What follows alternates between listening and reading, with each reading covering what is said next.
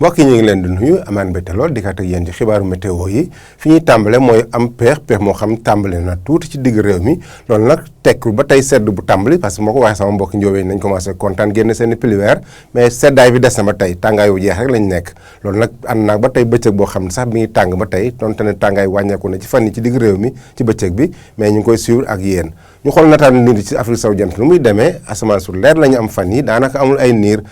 fi ñu ko amee côté Mauritanie ak Maroc la mais côté Sénégal jëm côté Mali foofu asamaan si dina fenk bu baax boole nag ngelawu mbooy moo xam commencé naa ëpp tuuti di laal réew mi ba tax na tey yi ci guddi jëm ci ëllëg ñu xool seddaay guddi gi nu muy demee seddaay guddi gi boo leen xoolee xaw naa dem tuuti ci côté bët saalum réew mi diggante Fatick ak Kaffrine Fatick na am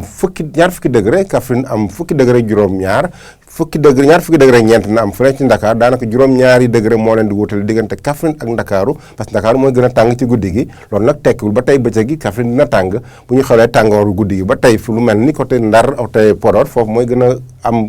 doole parce que Podor na am ñaar fukki degré ñett Ndar am ñaar fukki degré benn Louga tam na am ñaar fukki degré ñett Thiès sax mooy gën a tàng moom ak Ndakaaru parce que nañ am ñaar fukki degré ñeent bu ñu xoolee ci côté penk bi nag tàngooru guddi yi daanaka wàññeeku na foofu bu baax parce que fukki degré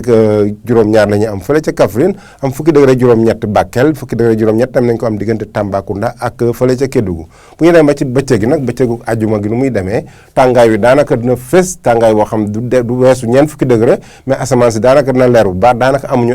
ab jant asamaan su leer la ñu am jant bi na fenk bu baax ci bëccëg bi loolu nag ànd nag tàngoor boo xam dina gën a ràññale diggante Thiès ak fële ca Louga Thiès na am fanweeri degré ak juróom-ñeent fanweeri degré juróom-ñett ñu am ko Louga loolu tamit nañ ko am diggante Ndar ak fële ca Podor bu ñu demee ba Ndakaaru nag fanweeri degré ak ñaar rek lay am daanaka Ndakaaru mooy gën a feex tuuti ci bëccëg gi donte ne Ndakaaru guddi gi du gën a feex yeneen gox-goxaan yi mais bëccëg gi mooy gën a am peex moom nga xam ne